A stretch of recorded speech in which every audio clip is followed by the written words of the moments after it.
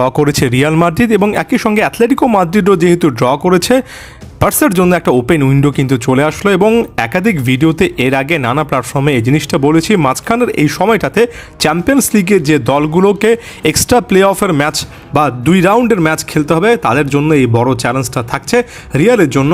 মাঝখানে এই এক্সট্রা ম্যাচগুলো চ্যাম্পিয়ন্স লিগে আসলেই ওভারঅল ব্যালেন্সটা নষ্ট করার ক্ষেত্রে কিছুটা হলেও ভূমিকা পালন করছে। সর্বশেষ এই ড্রটার পরে এটা কিন্তু একেবারে ক্লিয়ারলি বলা যায়।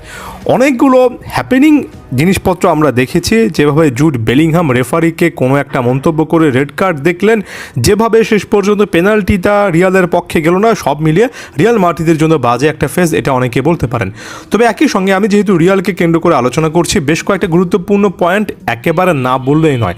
দেখুন, রিয়াল বর্তমান সময়ে যে দলটা নিয়ে খেলছে, সত্যিকার অর্থে আপনি যদি স্কোয়াড গভীরতার দিকে তাকান, খুব একটা বেশি অপশান কার্লো আঞ্চলিকদের কাছে আগে থেকে ছিল না। এবং একের পর এক ইনজুরিতে সত্যিকার অর্থে এই মুহূর্তে রিয়াল মাদ্রিদ যে মাঠে নামতে পারছে, ডিফেন্স লাইনটা যে কোনো রকমে সাজাতে পারছে, এটাই বড় রকমের একটা ব্যাপার হওয়া উচিত।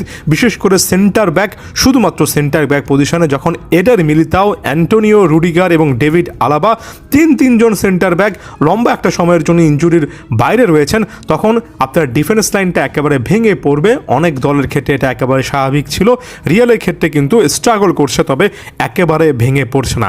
মাঝখানে যেভাবে রাউল অ্যাসেন্সিও 22 বছর বয়সে এই সেন্টার ব্যাকের আমরা উত্থান দেখেছি, সেটা রিয়াল মাদ্রিদ একটা পজিটিভ ভাইব আকারে নিতে পারে। তবে এই যে বললাম, আপনার দলে এত 3 জন বড় মাপের সেন্টার ব্যাক থাকার পরে তারা যখন ইনজুরির কারণে ম্যাচের পর ম্যাচ মিস করছেন, এখানে আঞ্চলিকদের উপর একটা অ্যাডেড প্রেশার আছে, যেটা ক্লিয়ার কাটভাবে লা লিগায় সর্বশেষ ম্যাচগুলোতে দেখা যাচ্ছে।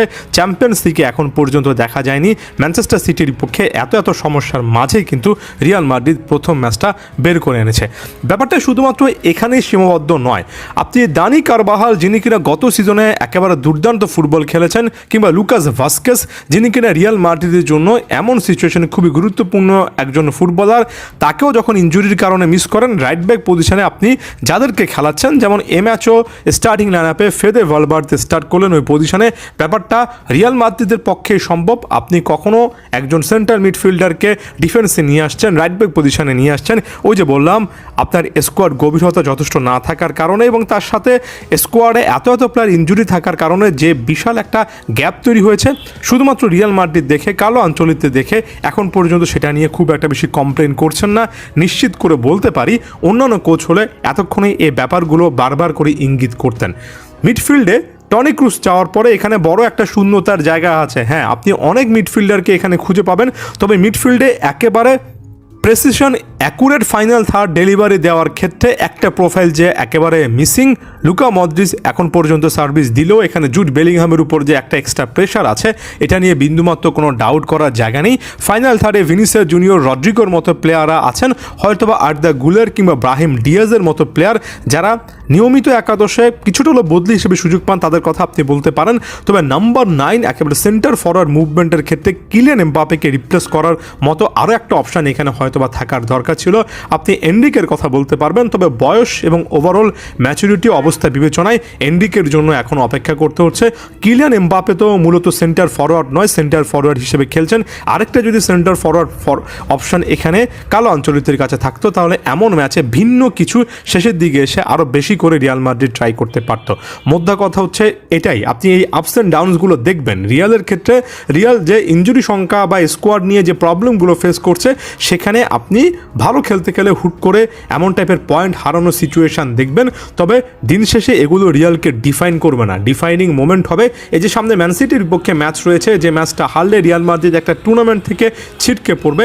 এমন ডু অর ডাই সিচুয়েশানে রিয়াল মাদ্রিদ কেমন করে, এই টাইপের কঠিন সিচুয়েশানে অন্যান্য ক্লাবগুলো একটা প্রতিযোগিতার খারাপ ফর্ম বা একটা প্রতিযোগিতার ব্যাড লাকটা অন্যান্য প্রতিযোগিতায় নিয়ে আসে, রিয়াল মাদ্রিদ সে জায়গা থেকে সব কিছুকে অনেকটাই আইসোলেট বা আলাদা রাখতে পারে।